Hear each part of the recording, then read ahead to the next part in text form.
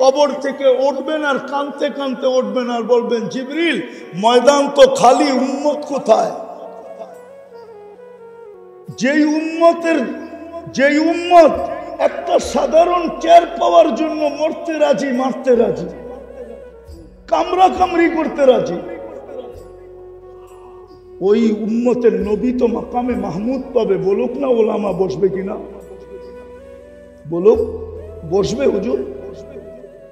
বসবে না, শুধু হাত রেখে দাঁড়ায় থাকবে।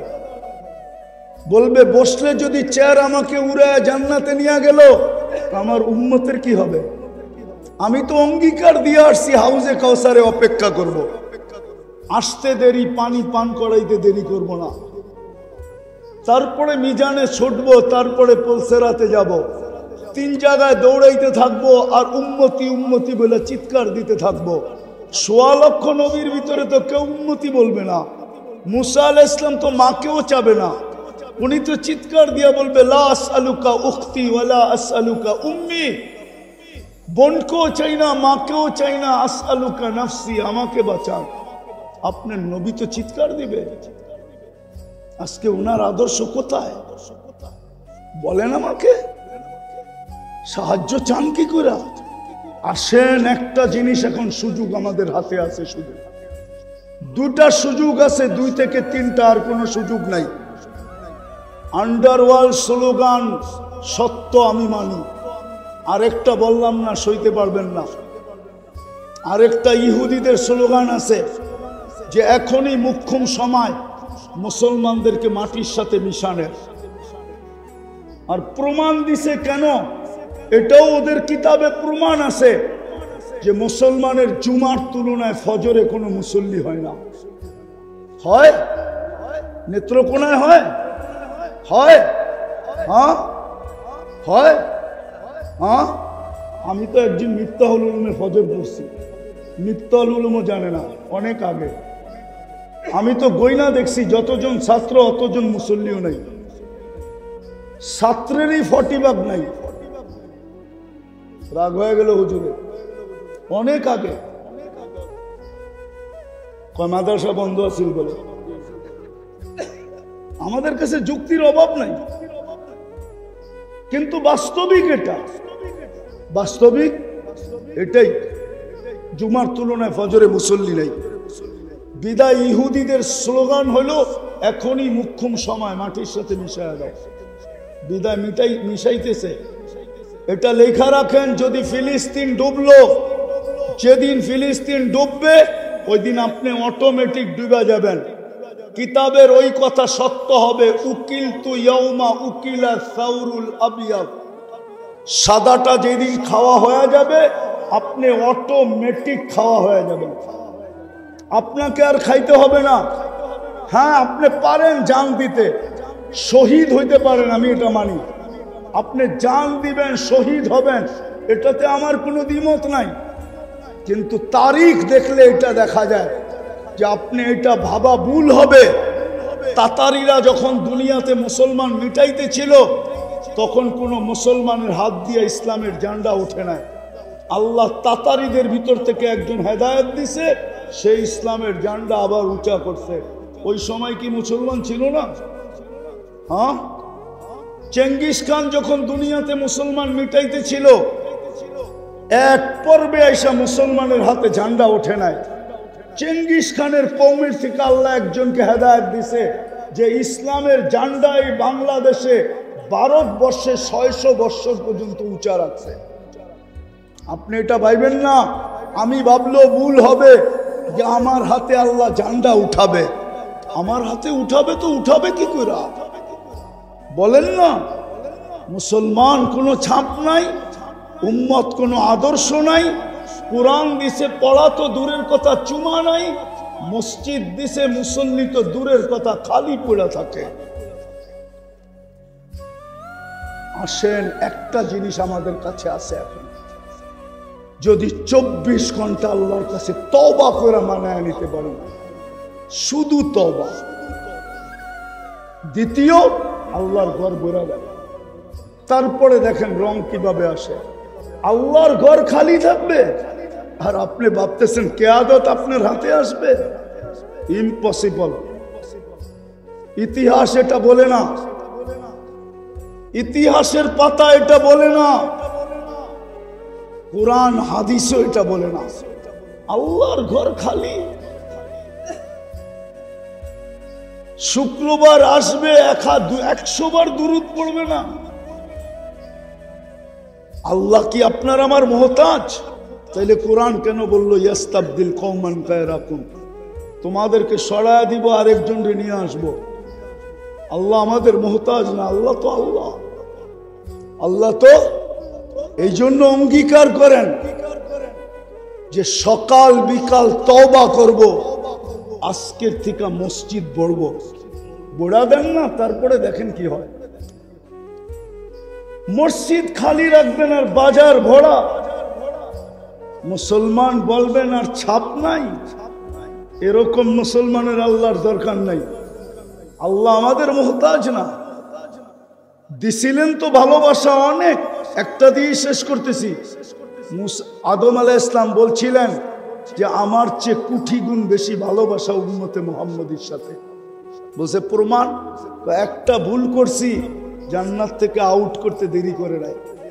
উম্মতে মুহাম্মদী সারাদিন গুনাহ করবে, রাতের 3 ভাগের 1 ভাগ অতিবাহিত হইতে দেরি, ওদের বাড়ির ছাদে যেতে দেরি করবে না। আল্লাহ এখন আমাদের বাড়ির ছাদে। দুনিয়ার ছাদ প্রথম আকাশ, এইখানে এখন রাতের 3 ভাগের 1 ভাগ অতিবাহিত হয়ে গেছে। অনেক আগে ডাকতেছে হালমিন মুস্তাগফির ফাগফির আলা, কে আসিস মাপ চাবি, আমি মাফ করে দিব। শুধু মাফ করবে না, জান্নাত উঠায়া দিয়া দিবে। বলো কি মজমার ভিতর থেকে কেউ যে আমি ঘুমানোর আগে ইস্তেগফার করে ঘুমাই? কেউ বলো যে আমি ইস্তেগফার করে ঘুমাই, আমি মাপ চায় ঘুমাই? একজনও তো না। মহাব্বত তো দিছিলেন কোটি গুণ বেশি আদম আলাইহিস সালাম থেকে। আর একটা শুনবেন, আমি একটা ভুল করতে দেরি, 250 বৎসরের জন্য আমার বিবিকে আমার থেকে দূরে করতে দেরি করে নাই। উম্মতে মুহাম্মদী সারাদিন গুনাহ করব, রাত্রে যায় দুইজনে এক ল্যাপের মধ্যে ঘুমাইব। দুইজনের বিচ্ছেদ তো হয়েছিল 150 থেকে 200-250 বৎসর পর্যন্ত। একজন শ্রীলঙ্কায়, একজন জিদ্দায়, দুইজনকে টোকাইতে টোকাইতে ঘুরতেছে। 200 বৎসর পরে জাবালে রহমতে মিলন হয়েছে। আপনি আর আমি তো সারাদিন গুনাহ করি, রাত্রে যায় একসাথে ঘুমাই। মর্তবা তো কম দিলেন না, কিন্তু ইজ্জত তো রাখি না আমরা। মাটিতে মিশাবে না তো মিশাবে না কেন? এই ইঙ্গিত তো হাদিসে দিছেন, আহলু মাসিয়াতি লা আকনুতুহুম মির রাহমাতি ফাইন তাবু ফাআনা হাবিবুহুম ওয়া ইন লাম ইয়াতুবু ফাআনা তাবিবুহুম। মুসলমান মাইনা নেন, এই অপারেশন আল্লাহর পক্ষ থেকে। মানেন এটা আল্লাহর পক্ষ থেকে অপারেশন আমাদের উপরে। আল্লাহ নিজে বলতেছে ইন লাম ইয়াতুবু ফাআনা তাবিবুহুম, আমি তোমাদেরকে অপারেশন করব। কেন? লিযিকাহুম বাদাল্লাযী আমিলু লাআল্লাহুম ইয়ারজিউন, কেন তোমরা আমার দিকে ছোট। আল্লাহর কোনো নাম নাই, আল্লাহর দিকে কোনো ছুটা নাই, খালি আমরা ভাবতেছি করে ফেলবো। করাটা আল্লাহর হাতে। বিদায় আসেন, আজকে তওবা করি, আল্লাহর ঘর ঘুরা দিই। পারবেন? হ্যাঁ পারবেন? হ্যাঁ তওবা করতে পারবেন? কে কে পারবেন দেখি?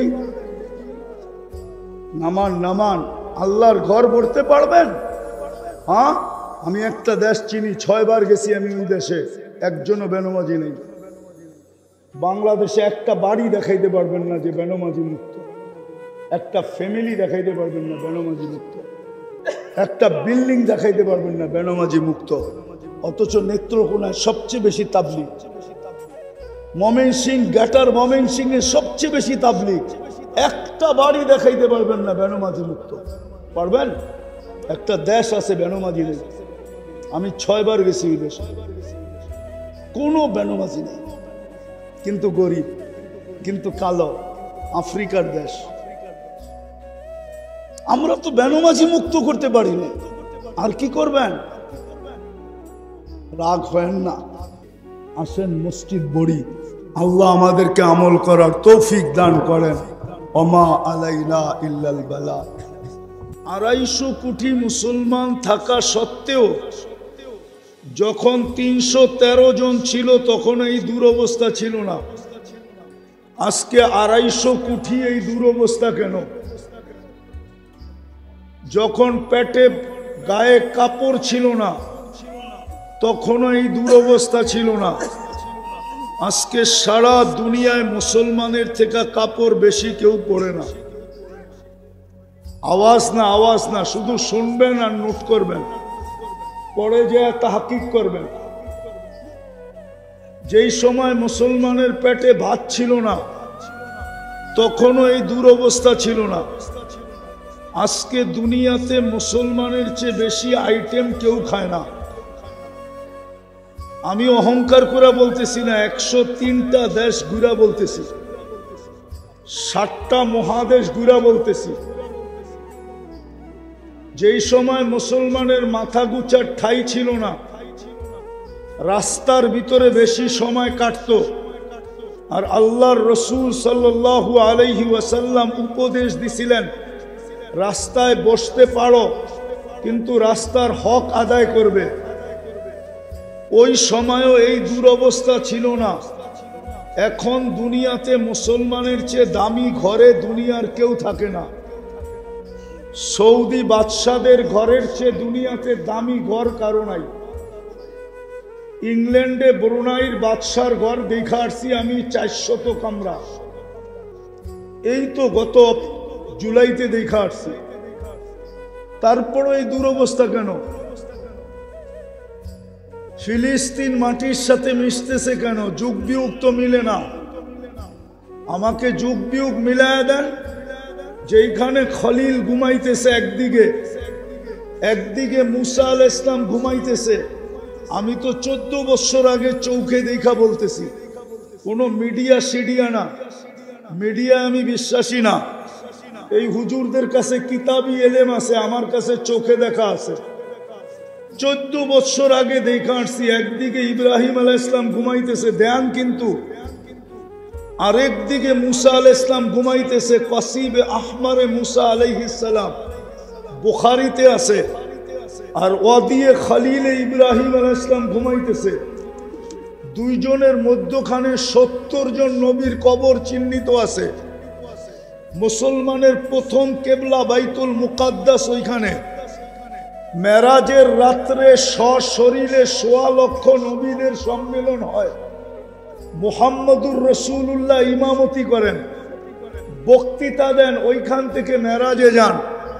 বলেন ওইখানে বুম ফাটে তো ফাটে কি করে? তাইলে আল্লাহর সাথে কালিমের সম্পর্ক কি আর খলিলেরই সম্পর্ক কি? 70 জন নবীর সম্পর্ক কি?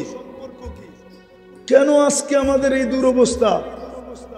যেই সময় একটাও দেশ ছিল না, এখন তো 60টা মুসলমানের দেশ। 4টা দেশ এরকম আছে যার চেয়ে বড় টাকা দুনিয়ার কারো নাই। কুয়েত, বাহরাইন, ওমান, ব্রুনাই, এর চেয়ে বড় কোনো টাকা দুনিয়াতে নাই।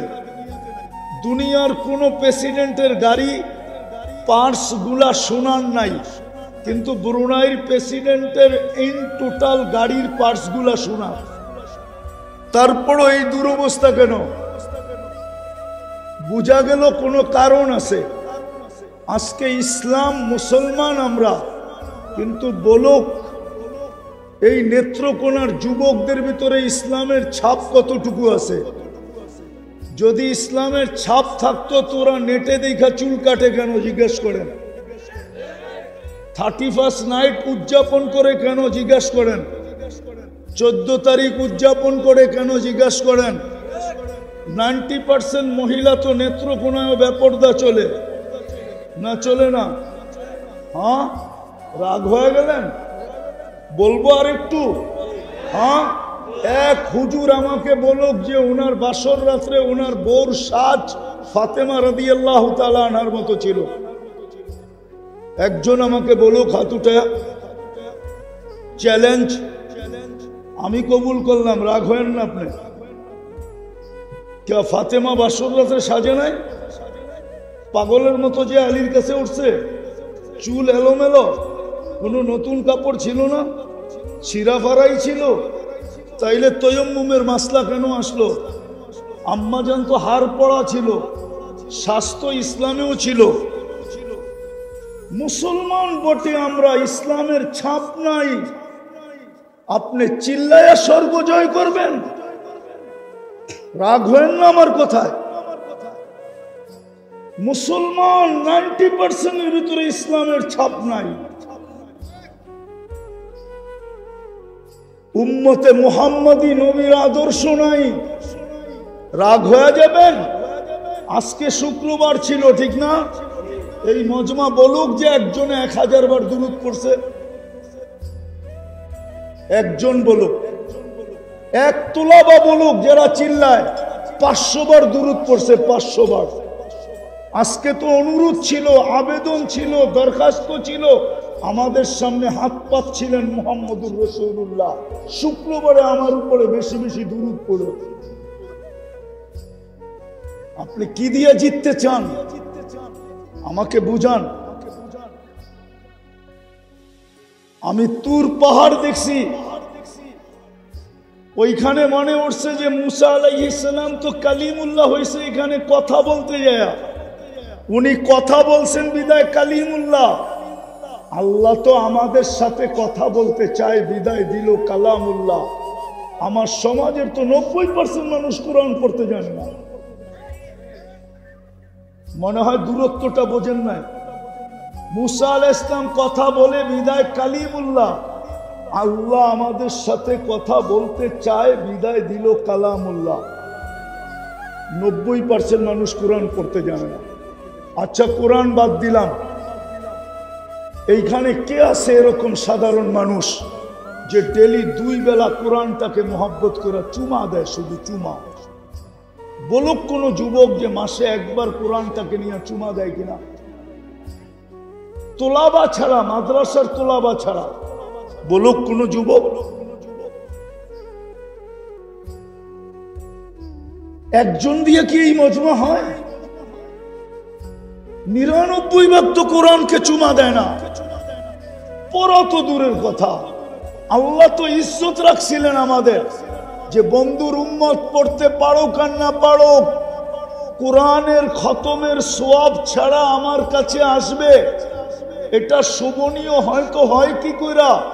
বিদায় সূরা ইখলাস নাযিল করছিলেন যে একবার পড়বে 10 পারা, 2 বার পড়বে 20 পারা, 3 বার পড়বে 30 পারা, এক খতমের কোরআনের সওয়াব মিলবে। এইখানে বলুক কেউ যে ডেলি এই নিয়তে 3 বার সূরা ইখলাস পড়ে যে আমার আমলনামায় আজকের দিনে 1 খতম কোরআনের সওয়াব লেখাও। আপনি সাহায্য চান কি করে? লজ্জা করে না? কি করে চান সাহায্য? কি করে চান ফেরেশতা আসুক?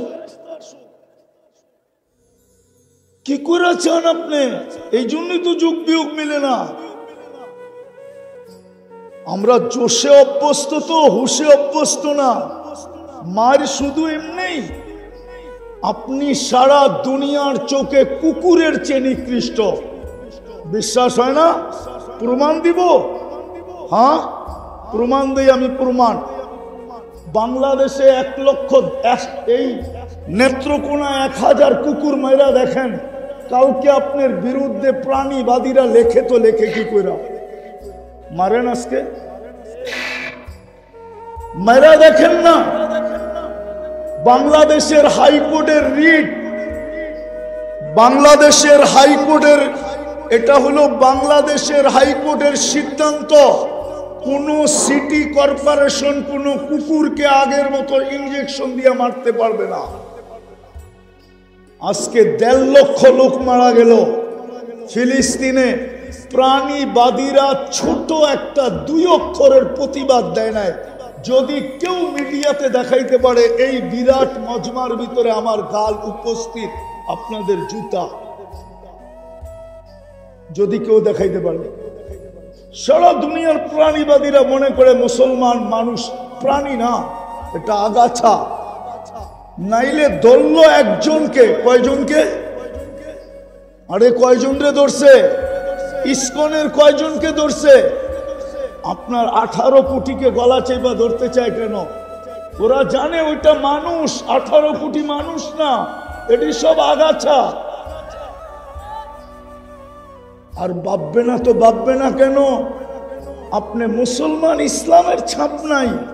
1400 বছর আগেই তো বলে গেছে, লা ইয়াবকা মিনাল ইসলামি ইল্লা ইসমু। 1400 বছর আগে বলে গেছে। আমি হাদিসের শেষ অংশ দিয়া শেষ করতেছি। একদিন আসবে, আনা বারিকুম মিনহুম অহুম বুরাআউ মিন্নি, তোমরা আমার আদর্শের দ্বার দাঁড়বে না, আমিও তোমাদের দিকে চোখ উঠায়া দেখব না। আমি শেষ হাদিসের শব্দ দিলাম। হাদিস তালাশ করে নেই উলামায়ে কেরাম। আল্লাহ নিজে বলছেন একদিন আসবে, আল্লাহ চিৎকার দিয়া বলবে, মুতু ফি আইয়ি আউদিয়াতিন আনতা মুতু ফালা ইউবালি বিকুমুল্লাহু বালা, তোমরা যেইখানে মনে চায় যায়া মরো, আমি তোমাদের দিকে তাকায়া দেখবো না। আজকে 1 বছর 2 মাস 10 দিন হইতে চলল ফিলিস্তিনের যুদ্ধ। কি স্বাধীনতা দেখতেছেন, ঠিক না? আরে বলেন না, চিহ্ন দেখতেছেন স্বাধীন হওয়ার না দেখতেছেন? হ্যাঁ, প্রমাণ তো দেখাইলাম আমি। এখানে খলিল শুয়ে আছে, কেন দেখা যায় না? সাহায্য কেন করে না? আমাদের পরে কি নবী আছে? আমাদের নবীর পরে নবী আছে? নাইলে চিৎকার দেন প্রত্যেকা, নবীর পরে নবী নাই, সংসদে আইন চাই।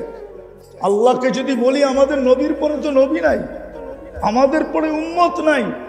আপনি তো বলতেছেন লিল্লাহি জুনুদুস সামাওয়াতি ওয়াল আরদ, আকাশ জমিনের সমস্ত সৈনিক আপনার। দুনিয়ার সবচেয়ে বেশি আবাবিল বাস করে ফিলিস্তিনে। যখন বাহির হয়, হাজার হাজার এক ঝাঁকে বাহির হয়। হুকুম দেন না কেন? আসেন, শেষ জায়গায় চলে আসছি।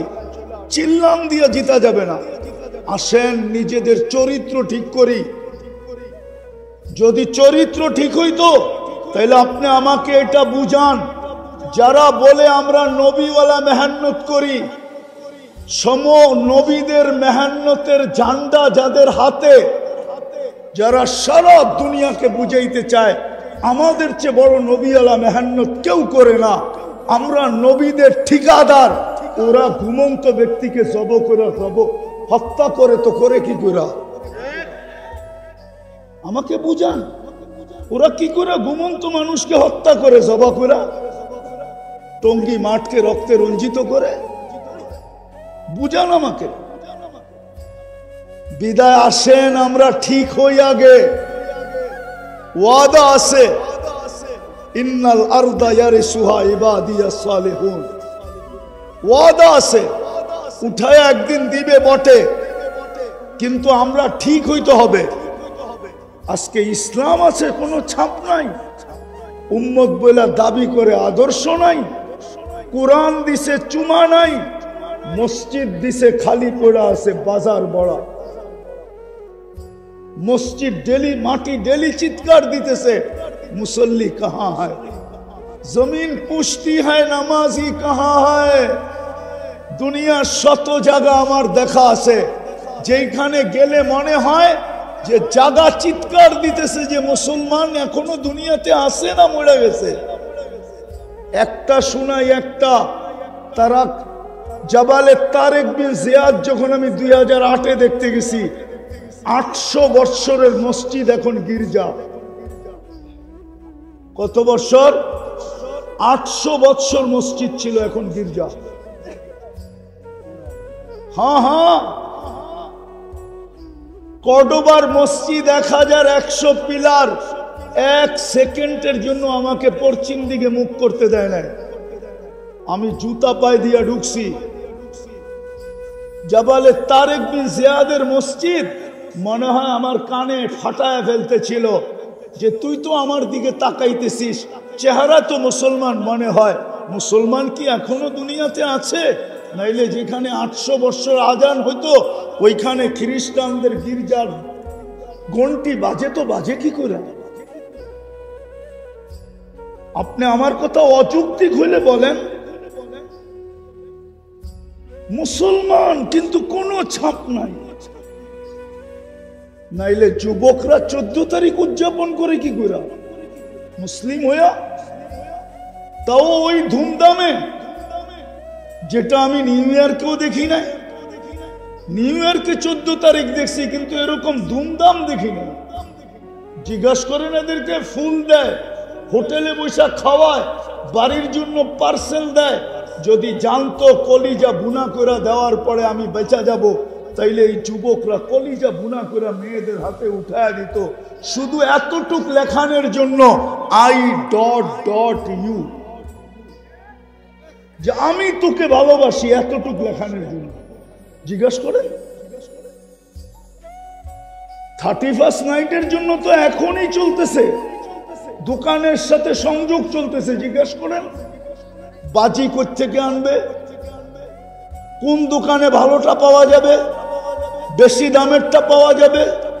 আপনি 14 তারিখ উদযাপন করবেন, 31st নাইট উদযাপন করবেন, আল্লাহর রসুলের ইসলামের ছাপ লাগাবেন না। আর আপনি দুনিয়ার রাজত্ব আপনার হাতে, ইম্পসিবল। বরং আমার কাছ থেকে শুনে নেন, আর হয়তো নাও আসতে পারি, আমার কাছ থেকে শুনে নেন। আজকে সারা দুনিয়া এই কথায় বিশ্বাসী যে মুসলমানের সাথে আল্লাহ নাই। 100% বিশ্বাসী।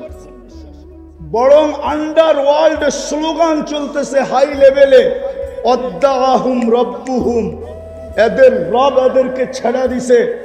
যেরকম মক্কায় মিছিল হইতো, অদ্দোহা নাজিল হওয়ার আগে লম্বা ওহী বন্ধ ছিল, মক্কায় ডেলি মিছিল হইতো, অদ্দাহু রব্বুহু, মুহাম্মদকে মুহাম্মদের রব ছেড়া দিছে। তারপরে আল্লাহ অদ্দোহা নাজিল করে প্রমাণ করছে যে ছাড়ে নাই। আজকে আন্ডারওয়ার্ল্ড এই স্লোগান চলতেছে, মুসলমানের রব মুসলমানকে ছেড়া দিছে। যদি ছেড়া না দিত তাহলে আমরা আফগানিস্তান মাটিতে মিশাইলাম কি করে, ইরাক মিশাইলাম কি করে, লিবিয়া মিশাইলাম কি করে, ফিলিস্তিন মিশাইতেছি কি করে, প্রত্যেকটা মুসলমান দেশ আমাদের পাঞ্জার নিচে কি করে, আমরা যেমন বলি তেমন চলে কি করে। বিদায় এটা প্রমাণ মুসলমানের রব মুসলমানের সাথে নাই। বিশ্বাস মানে হয় না, ঠিক না? কয়েকজন টুপি দাঁড়িয়েলা হুজুর দেখা 200-250 কোটি মুসলমানের ভিতরে হুজুরের পার্সেন্টেজ কয়টা বলে? কয় পার্সেন্ট হুজুর? এটা হুজুর না, এটা উম্মত। উম্মত মুহাম্মদুর রাসূলুল্লাহর চোখের পানি ঝরানো উম্মত। 23 বছর চোখের পানি বন্ধ হয় না। কিতাব গাইটা দেখেন, মৃত্যু লগ্নে চোখের পানি বন্ধ ছিল না, চড়তে ছিল উম্মতের জন্য। আরো সে যায় আপনাকে বলে নাই, নাইলে আত্তাহিয়াতের ভিতরে পড়েন কোত্থেকে ওয়ালা ইবাদিল্লাহিস সালিহিন। এখনো কবরে কাঁদে। আবু সামরকান্দি রহমতুল্লাহ আলাইহি লেখছেন, ওয়া হুয়া ইয়াকুম ওয়া ইয়াবকি। আচ্ছা বলেন, ওয়াইস করুনির কাছে কি ছিল? নিতান্ত গরিব ছিল, মার ছেলে ছিল, আর কেউ ছিল না। নিতান্ত গরিব, বকরি চালানো, উট চালানো যার কাজ ছিল, বাকি সময় মার সেবা যার কাজ ছিল। কিন্তু আল্লাহর রসুল তো, এ তো সহি বুখারীর হাদিস। আল্লাহর রসুল উমর রাদিয়াল্লাহু তাআলা আনহু আর আলী রাদিয়াল্লাহু তাআলা আনহুকে বলছেন, তোমরা দুইজন অবেসের সাক্ষাৎ মিলবে। অবেসের সাক্ষাৎ যদি মিলে তাইলে তোমরা তোমাদের জন্য দোয়া করাও, আমার উম্মতের জন্য দোয়া করাও। কেন? অবেস হাত উঠাইলে আল্লাহ খালি ফিরত দেন না। আর উমর রাদিয়াল্লাহু তাআলা আনহু দোয়া করাইছেন ওনার জামানায়। হাদিসে আছে, জান্নাতে যাওয়ার সময় আল্লাহ জান্নাতের গেটে দাঁড় করায়া অবেসকে মার সেবার বদলা দিবেন। দোজখের ভিতরে যার উপরে আঙ্গুল উঠাবেন তাকেই আল্লাহ অবেসের সুপারিশে জান্নাত দিবেন। আরবের একটা গোত্রে যত লোক ছিল কিয়ামতের সকাল পর্যন্ত হবে, এত পরিমাণ লোককে অবেসের আঙ্গুলের ইশারায় জান্নাতে দিবে। মূল্যায়ন মানুষকে বড় উপরে উঠায়, দুনিয়ার দিক দিয়ে উঠায়। আছে আমাদের সমাজে আছে, অনেক চৌধুরী পাওয়া যাবে খুঁজা। আমিও কয়েকজন চৌধুরীকে চিনি। এখন নামের পরে চৌধুরী। কি চৌধুরী বোঝেন? চৌধুরী বোঝেন? মনে হয় বোঝেন না।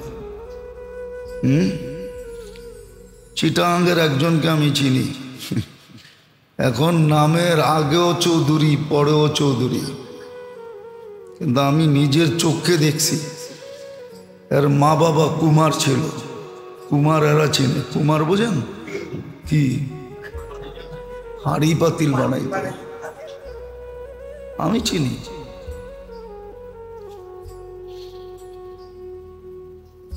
তো দুনিয়ায়ও মানুষ মূল্যায়নে চৌধুরী হয়ে যায়।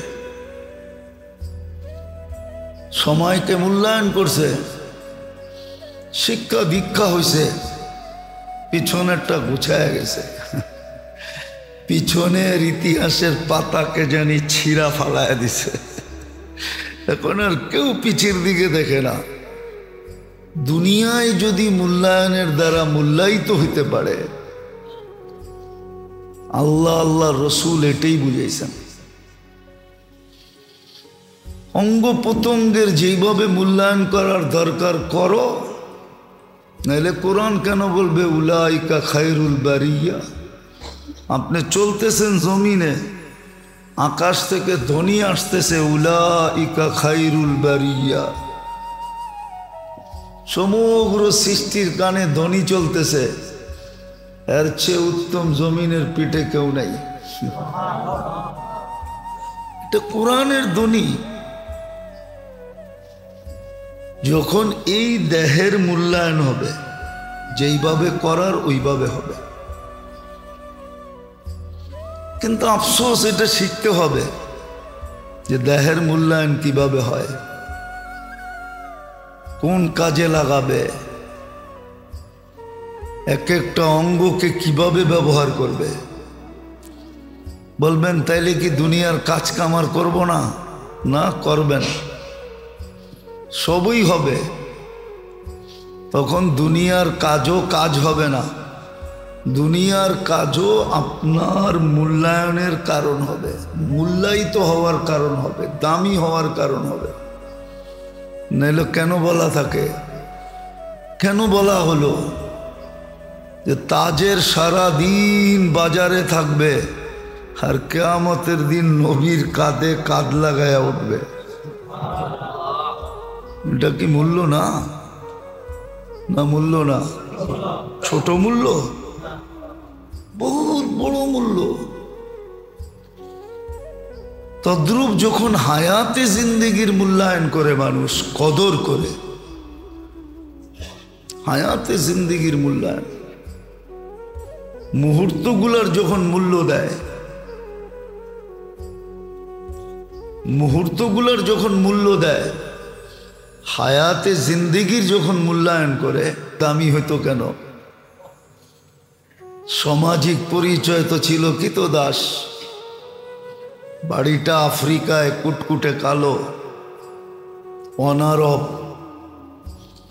কথা বলতে গেলেও তোতলায় বলতেন। দুনিয়ার সামাজিক কোনো দাম তো ছিলই না, কিন্তু মূল্যায়নের কারণে এতটুক দামি যে সারা দুনিয়া ওনার মূল্যায়নের সামনে বাবন। ওটা ধরার ক্ষমতা কারো নাই। জমিনে চললে জান্নাতে পদধ্বনি হয়, শুধু বেলাল তো না, হারেস বিন নোমান রাদিয়াল্লাহু তাআলা আনহু গরিব ছিলেন, শুধু মার ছেলে ছিলেন দুনিয়াতে, আর কেউ ছিল না। কিন্তু দুনিয়াতে রাত্রে কোরআন পড়তেন, জান্নাতে ফেরেশতারা লাউড স্পিকার ছেড়া কোরআন শুনতেন। ছোট ব্যবসায়ী যখন ব্যবসার মূল্যায়ন করে করতে করতে একদিন দেখা যায় বিশাল ব্যবসায়ীতে রূপান্তরিত হয়, শিল্পপতিতে রূপান্তরিত হয়, মানুষ তাকে মূল্যায়ন করে। হাজারো প্রমাণ দেখানো যাবে বাংলাদেশে, যাদের শুরু থেকে এখন কোথায়, এখন মানুষ কতটুকু মূল্যায়ন করে, আর শুরু যেই দিন করছিল ওই দিন কয়জন মূল্যায়ন করত। কিন্তু হ্যাঁ, কদরের কারণে, আর এটাও সত্য, আল্লাহর অঙ্গীকার আছে, ইন্নাল্লাহ লা ইউযায়্যু আমালা আমিলিন, যে কদর করবে আল্লাহ তার কদরের মূল্য দিবে, এটাও আল্লাহর অঙ্গীকার। কারো পরিশ্রমকে আমরা বৃথা দেই না, যখন পরিশ্রম করে তো ফল কিছু না কিছু আসেই, এটা আল্লাহর অঙ্গীকার। এই জন্য মেরে দোস্ত, কদর, মূল্যায়ন, নেয়ামতের মূল্যায়ন, এটা আল্লাহর হুকুম। নেয়ামতের মূল্যায়ন করো, তাহলে তোমার নিজের মূল্য বাড়বে। আর এত বাড়বে, এত বাড়বে, এত বাড়বে যে আল্লাহ পর্যন্ত জান্নাত দিয়া কিনবে, জান্নাতের বিনিময়ে ওদেরকেই কিনবে যারা চতুর্মুখী নেয়ামতকে কদর করছে। যদি সমষ্টিগতভাবে দেখি তাহলে তিনটাই চোখে পড়ে নেয়ামত। একটা হলো এই দেহটা নেয়ামত, এটার সুস্থতা, পরিপূর্ণতা বিরাট বড় নেয়ামত। যাকে আল্লাহ পরিপূর্ণ দেহ দিছেন সুস্থতার সাথে, যাকে আল্লাহ পরিপূর্ণ দেহ দিছেন, এটা বিরাট বড় নেয়ামত। দ্বিতীয়, এটার ভিতরে যে হায়াত ভরা দিছেন, এটা বিরাট বড় নেয়ামত। তৃতীয়, আল্লাহ যে আমাদেরকে ধন সম্পদ দিছেন, এটা বিরাট বড় নেয়ামত। ধনের আবার বহুত রূপ আছে। কেউ টাকা খাটায় টাকা কামায়, কেউ টাকা খাটায়, এটা হলো ব্যবসায়ীরা। কেউ টাকা খাটায় টাকা কামায়, ব্যবসায়ীরা পুঁজি লাগায় টাকা কামায়। আবার কেউ দেহের শ্রম জমিনের উপরে দিয়া কামায়, এটাও কামাই। আবার কেউ দেখা গেছে না টাকা দিয়া টাকা কামায়, না শারীরিক পরিশ্রম দিয়া টাকা কামায়, দেখা যায় শুধু বিদ্যা বুদ্ধিকে ব্যবহার করে কামায়। কি আরেকটাও আছে, বললে আবার কোনো মিডিয়ায় কথা চলে যায়, কোনো অসুবিধা হয়ে যায় কিনা, আরেকটাও কিন্তু আছে, আরেকটাও আছে। আমাদের দেশে পদালা হইলেই কামানো যায়, নেতা সেতা হইলেই খুব কামাই, ঠিক না? এটা চতুর্থ ধরন ধরেন আর কি, যে নেতা হইলেই কামাই, ঠিক না? যদিও এক সময় ছিল মানুষ বাপের ধন খুয়াইয়া নেতা হইতো, এখন আর খুয়াইতে হয় না, এখন নেতা হইলেই কামাই হইতে থাকে, অটোমেটিক আসতে থাকে, ঠিক না? এই জন্য আগে এত প্রবণতা ছিল না নেতা হওয়ার। এখন দেখবেন মারপ্যাটের থেকে বাহির হয়েই নেতা হইতে চায়, যে হইলেই কামাই। যাক, এটা আমার আলোচ্য বিষয় না, যেটা বোঝানোর জন্য বলতেছিলাম। যে 3 নেয়ামত আমাদের সামনে। দেহটাও নেয়ামত, হায়াতটাও নেয়ামত, আবার ধন সম্পদও নেয়ামত। হুকুম আসছে কদর করো, মূল্যায়ন করো, তাহলে তোমার মূল্য বাড়বে, তোমার মূল্য বাড়বে।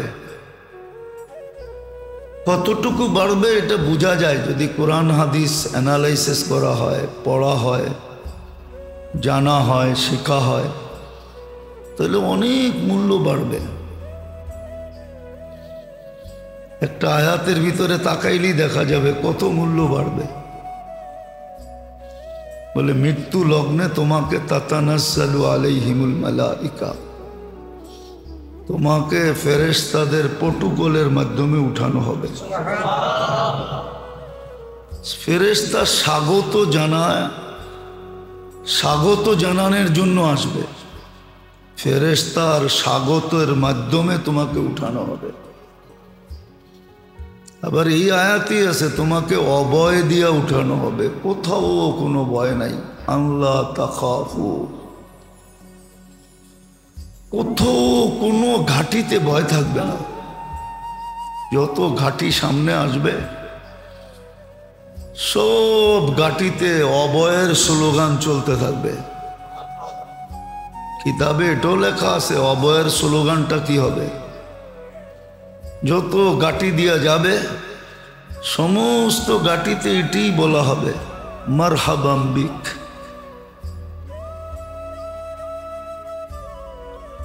সুস্বাগত জানাইতে জানাইতে নিয়ে যাবে। কিন্তু আফসোস তো এখানেই। আবার কোনটা মূল্যায়ন কিভাবে হবে, মূল্যায়িত কিভাবে হবে, দামি কিভাবে হবে, এটা পর্যন্ত বলা আছে। দেহের দাম, দেহ দামি কিভাবে হবে, যদিও কবির কথা, ये खाकी अपने फितरत पे ना नूरी ना नारी। মানুষের এই মাটির শরীরটা জান্নাতের অধিকারীও না, জাহান্নামের অধিকারীও না। শুধু মূল্যায়নের কারণে স্থান পরিবর্তন হয়। আমল সে জিন্দেগি বনতি হ্যায় জান্নাত ভি জাহান্নাম ভি। আমলের দ্বারাই সব কিছু হয়, মূল্যায়নের দ্বারাই হয়। দেহের মূল্যায়নের পদ্ধতি শিখাইয়া দিয়েছেন যে তুমি দেহটা কিভাবে মূল্যায়িত করবে, দামি বানাবে কিভাবে। এজন্য এর উচ্চারণের মূল্য একরকম। এটা দিয়া যখন উচ্চারিত হয়, বাকশক্তির উচ্চারণের মূল্য একরকম। কিছু উচ্চারণ তো এমন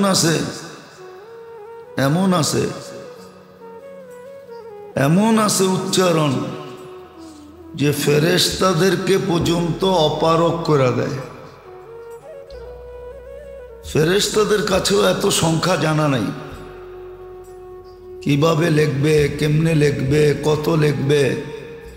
ফেরেশতা পর্যন্ত আল্লাহকে জিজ্ঞেস করে, আল্লাহ এটা কিভাবে লিখব, কত লিখব।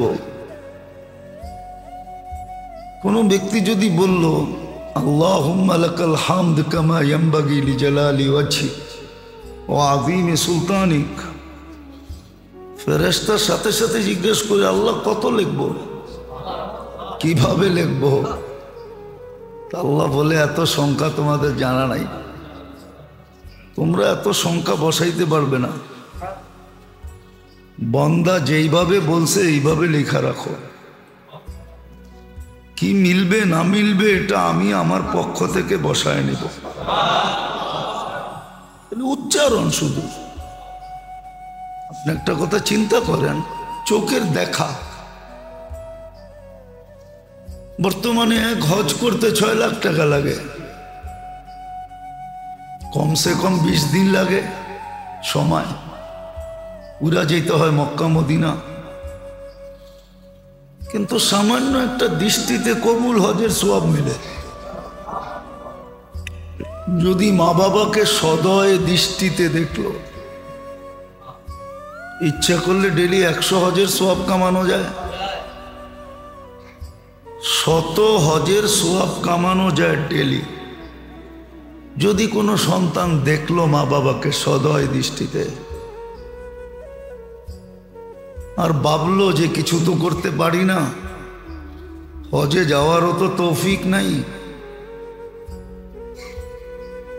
আচ্ছা চলো, আবার করলেও কবুল হবে কি হবে না জানি না, মা বাবাকে দেখেই কবুল হজের সওয়াব কামায় নেই, তাহলে ডেলি 100 হজের সওয়াব কামাইতে পারে সদয় দৃষ্টিতে মা বাবাকে দেখা। এরকম পদ্ধতিও বলে দিছেন। হ্যাঁ, আমাকে শিখতে হবে যে দেহের পদ্ধতিতে কোন পদ্ধতিতে ব্যবহার করলে এটার কদর হবে, মূল্যায়ন হবে, আর দেহটা মূল্যবান হবে। আচ্ছা, যদি মূল্যবান দেহটা নাই হতো তাহলে কিতাবে এই কথা লেখা কেন আসতো যে লাশ কবরের পাশে গেলে কবর পর্যন্ত সালাম দেয়? আমি আরবি এবারও দিতেছি, জালালউদ্দিন সুয়ুতি রহমতুল্লাহ আলাইহি লেখছেন, লাশ যখন কবরের পাশে যায় তো কবর বলে ইদান উহাব্বিলু লাকা বাতনি খাদরা, তোমাকে সালাম রাখতে দেরি, কবরটা আমার পেটটা সবুজ শ্যামল হইতে দেরি হবে না। যেটাকে আল্লাহর রসুল দ্বিতীয় শব্দে বলছেন রাউযাতুম মিন রিয়াযিল জান্নাহ, জান্নাতের একটা বাগান হবে, বাগান, সে জান্নাতের বাগানে ঘুমাবে। তো পদ্ধতিও বলে দিছেন যে দেহের কদর কি করে করবে, অঙ্গ প্রত্যঙ্গের কদর কি করে করবে। এই জন্যই তো বাংলায় বলে দাঁত থাকতে দাঁতের মর্ম বোঝো, দাঁত থাকতে দাঁতের মর্ম বোঝা উচিত। একবার পয়রা উঠছে আর একবার পড়বে আর উঠবে না, একবার কিন্তু পড়ছে আবার উঠছে, ঠিক না? একবার পড়ছে আবার কি ওঠে নাই মনে হয় আপনাকে, পড়ে নাই মনে হয় আপনাকে, পড়ছেও আবার উঠছেও, ঠিক না?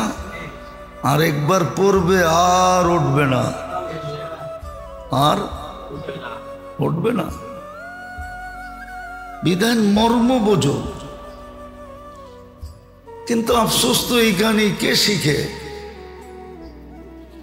দেহের ব্যবহার কে শিখে? যদি শিখতো তাহলে তো হইতোই। আসলে তো সত্য, মুসলমানকে, উম্মতে মুহাম্মাদীকে আল্লাহ দুনিয়ার ব্যাপারে ক্লান্ত হওয়ার জন্য পয়দা করেনি নাই। উম্মতে মুহাম্মাদী তো ক্লান্ত হবে যেই জায়গায় ক্লান্ত হবে, যেটার জন্য সৃষ্টি, নির্বাচিত, বাছাইকৃত, এত বড় সম্মানী, এত বড় দামি আর ভ্যালু, শুধু আর শুধু যেটাকে এক শব্দে বলা যায় ইবাদতের জন্য, বন্দেগীর জন্য দুনিয়ায় ক্লান্ত হবে, তাহলে আল্লাহ এটা কেন বলতেন? আবাল্লাহ আইয়ারযুকা আবদাহুল মুমিন মিন হাইসু লা ইয়াহতাসিব। আল্লাহ বলে উম্মতে মুহাম্মাদী মুমিন মুসলমানকে ধারণা অনুযায়ী রিজিক দিতে আমার লজ্জা লাগে। ধারণা অনুযায়ী রিজিক দিতে, তোমাকে ধারণা অতীত দিব, অতীত ধারণারও ঊর্ধ্বে। মুসলমানকে ক্লান্ত করবে, এটা তো আল্লাহ চানি না যে মুসলমান ক্লান্ত হোক। তাহলে এই হাদিস কেন আসবে? ইয়ারযুকু তারযুকু কামা ইয়ারযুকু তাইর, পাখিকে যেরকম পালি এরকম তোমাদেরকে পালবো, কিন্তু করব কি? আমরা তো এটা শিখি নাই যে দেহ কিভাবে ব্যবহার করতে হয়, মূল্যায়ন করতে হয়, অঙ্গের কিভাবে কদর করতে হয়, এটা তো শিখি নাই। হ্যাঁ, মুসলমান যদি শিখতো সম্মিলিতভাবে, পরিবেশ যদি এরকমই হইতো যে সবাই কদরে লেগা আছে, তাহলে ডাল রুটির ওয়াদা তো আল্লাহর ছিলই। খালাকাকুম সুম্মা রাযাকাকুম, অস্তিত্ব আমি দিছি, লালন পালনের দায়িত্ব আমার, লালিত পালিত হতো। মানুষ তো ইতিহাস একটাই দেখে, খালি আরেকটা দেখে না। সাহাবাদের দুর্দিনের কথাই মানুষ দেখে, আলোচনা করে, কিন্তু সুদিনের কথা তো কেউ দেখে না, যে সুদিন যখন আসছে তো কেমন সুদিন ছিল, কেমন কেমন সুদিন ছিল, এটা তো কেউ দেখে না। হ্যাঁ, দুর্দিন ছিল, কিন্তু দুর্দিনের সময় কাটার পরে যখন সুদিন আসছে, সুদিন তো কেউ দেখে না। সুদিনে তো আল্লাহর ওয়াদা এটাই সত্য ছিল যে পাখির মতো পালবো তোমাদেরকে, আর পাইলা দেখাইছেন। নাইলে মুসলিম জগৎ ব্যতীত কোনো জগতে ইতিহাস দেখাইতে পারবে না যে মুসলিম জগতে এরকম একটা দিন আসছিল, এরকম একটা সময় বৎসর আসছিল যে যাকাত লেনেওয়ালা পুরা মুসলিম দুনিয়ায় কেউ ছিল না। 4 মহাদেশের ভিতরে, তখন মহাদেশ 4টেই ছিল, আফ্রিকা, এশিয়া, ইউরোপ, রাশিয়া। 4 মহাদেশে কেউ যাকাত লেনেওয়ালা ছিল না। বলেন তাইলে যাকাত কি করবে? ওই সময় সব যাকাতের মাল মুসলমানদের উন্নতির রাস্তায় খরচ করে দেওয়া হয়েছে।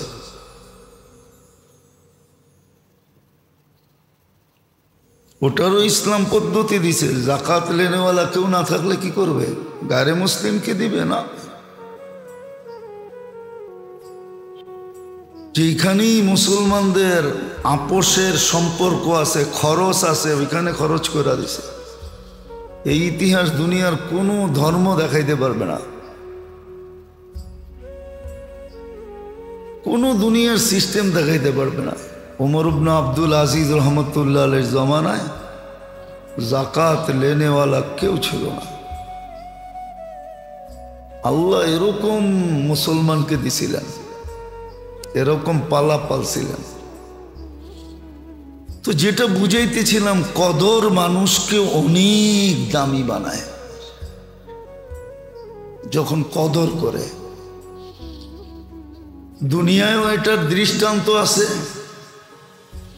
আর আখেরাতের লাইনে তো আছেই আছে। নাইলে বেলাল এত অস্তিত্বের বাহিরে যেটা আছে এটাও নেয়ামত।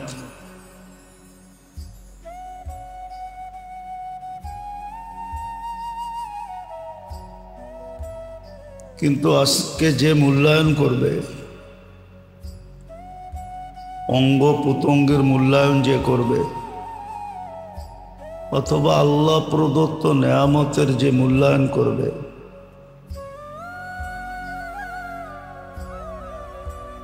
নেয়ামতের কদর করবে, সাথে সাথে যেইভাবে শুকরিয়া আদায় করার দরকার ওইভাবে যখন করবে,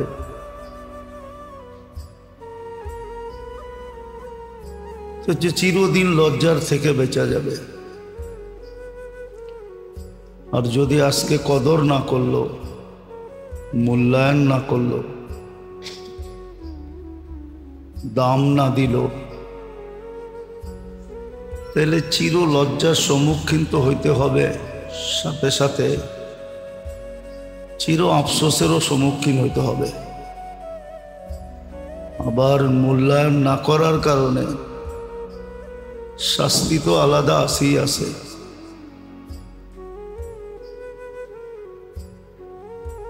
এই জন্য যাকে যতটুক নেয়ামতই আল্লাহ দিছেন,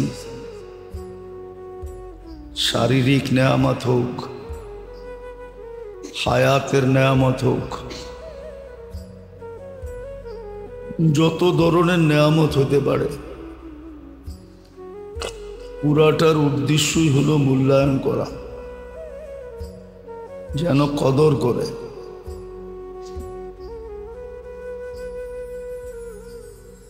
সময়গুলারও যেন কদর করে।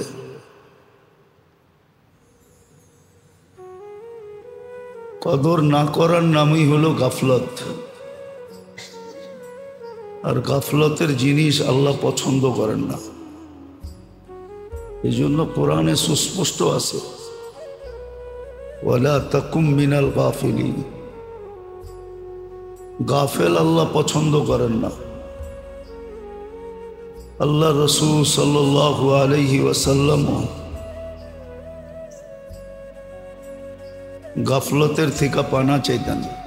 উদাসীনতা যাকে বলে, গাফেল হওয়া যাকে বলে,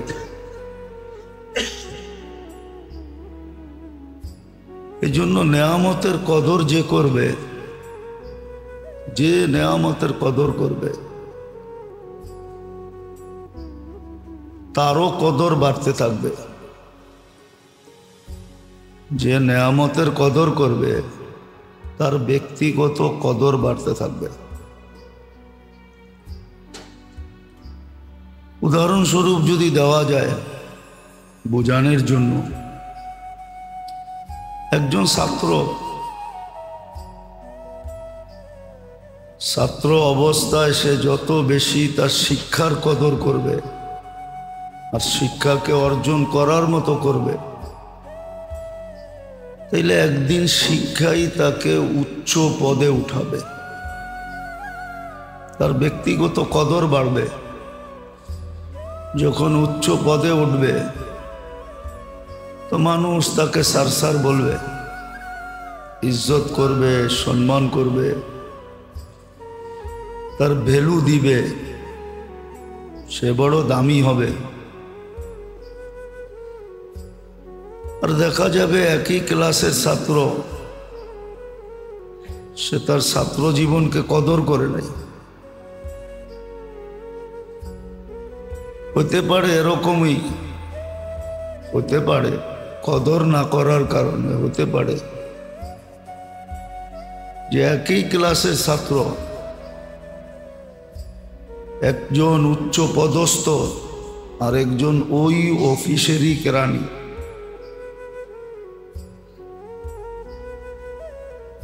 একজন আরেকজনকে দেখলেও লজ্জা পাবে। তো কদর করার দ্বারা যে কদর করে, মূল্যায়ন করে, সে নিজেও মূল্যায়িত হয়, দামি হয়। এটা যেরকম দুনিয়ার বেলায় প্রযোজ্য, দুনিয়ার ব্যাপারে যে এটা বোঝা কঠিন না, সহজ। এটা যেরকম দুনিয়ার বেলায় প্রযোজ্য, ঠিক আখেরাতের বেলায় আরো বেশি। যে আল্লাহর নেয়ামতকে যত বেশি কদর করবে,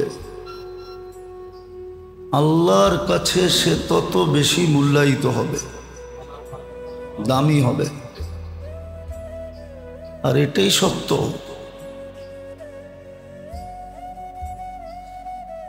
বংশগত পরিচয়ে সে ফকির কিনা এটা দেখা হবে না,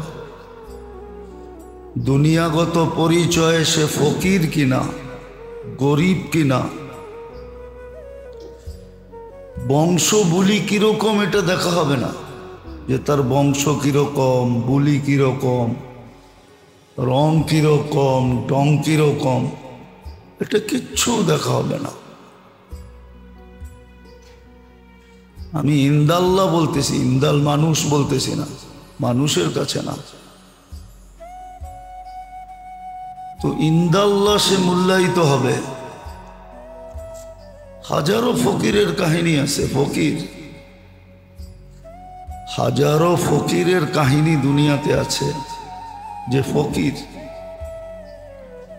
বুখারী শরীফই আছে, ছিঁড়া কাপড়, ফাড়া কাপড়, ময়লাযুক্ত চেহারা, পেটে ভাত নাই, কাপড় নাই, দুনিয়ার চোখে বড় ঘৃণিত। কিন্তু মা দোয়া করতেছে, আল্লাহ আমার সন্তানকে এরকম বানায়েন না। কিন্তু সন্তানের অন্তর চক্ষু খোলা ছিল। সে বলতেছে, আল্লাহ আপনি আমার মায়ের দোয়া কবুল করেন না। সে বলছে, আরেকজন আসছে যে পোশাক আশাক রাজপুত্রকেও হার মানায়, বলছে আমার ছেলেকে এর মতো বানায়েন। তো ছেলে বলছে, আল্লাহ আমাকে এর মতো বানায়েন না, বরং ওই ছিঁড়া কাপড়, ছিঁড়া কাপড় চোপড়, পেটে ভাত নাই, চেহারা ময়লা, চুল এলোমেলো, দেখলে কারো চোখে লাগে না, আমাকে এর মতো বানায়। তোমা জিজ্ঞাসা করছে কেন? বলছে ওই যুবরাজের মতো যদি সারা দুনিয়ার মানুষ